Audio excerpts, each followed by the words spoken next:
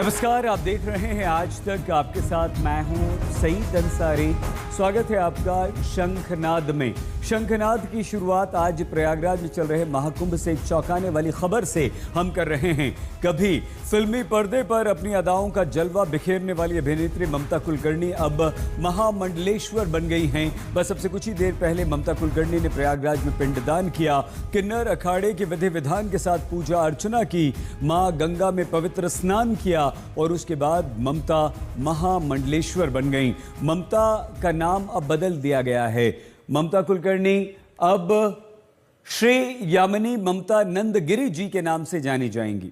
हम आपको बता दें कि 90 के दशक में ममता कुलकर्णी बॉलीवुड की कई बड़ी फिल्मों में दिखी थी, जहां वो अक्सर चर्चाओं में रहा करती थी। लेकिन पिछले कुछ वर्षों से ममता सक्रिय नहीं थी। लेकिन अब ममता कुलकर्णी सांसारिक जीवन छोड़कर आध्यात्म की राह पर निकल पड़ी हैं।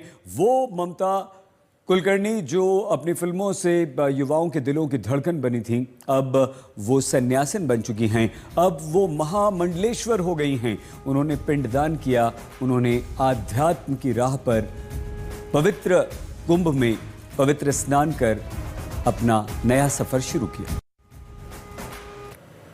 जिसको हम लोग बोलते हैं कि पट्टा गुरु जी। मैंने लक्ष्मी नारायण त्रिपाठी को चुना बिकॉज आज शुक्रवार है जी।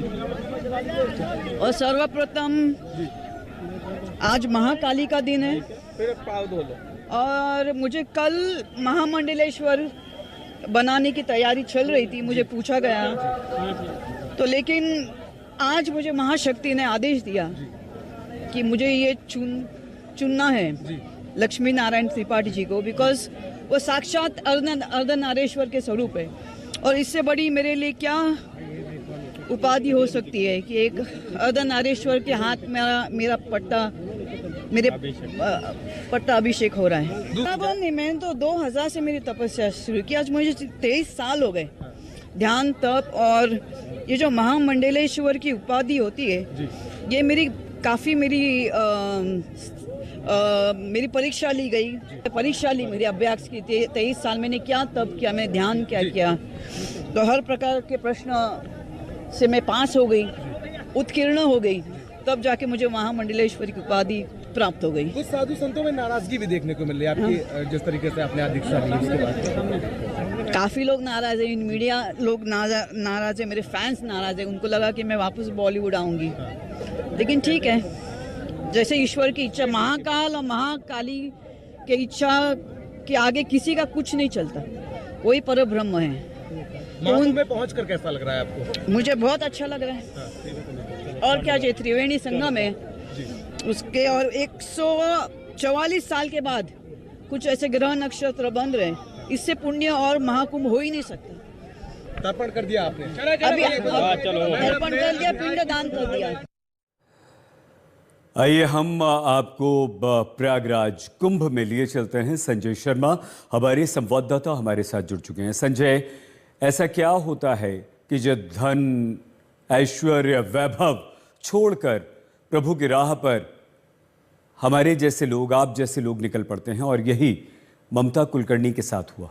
क्या वो शक्ति होती है, क्या वो ईश्वरीय आदेश संजय होता है? तो जिसके दिमाग में ऐसी उपज होती है वो ही बता सकते हैं, लेकिन कई ऐसे लोग, ममता कुलकर्णी ही नहीं, कई ऐसे लोग जो विदेशों में अमीर परिवारों के लोग हैं और अचानक उनको क्या होता है, वो सब कुछ, सारा ऐश्वर्य, वैभव, परिवार सब छोड़कर भारत चले आते हैं, भभूत रमाते हैं और मस्त मलंग की तरह जीवन बिताते हैं। ममता कुलकर्णी का भी कहना है कि वो पिछले कई साल से वो योगा प्रैक्टिस कर रही हैं, इसके साथ साथ वो अपने गुरु के आदेश पर चल रही हैं, और उनके आदेश के बाद उन्होंने कहा कि महाकाली का आदेश हुआ, और जिससे कि हम जो यहाँ के देवता भी हैं इस अखाड़े के, वो अर्धनारीश्वर शिव हैं, शिव पार्वती।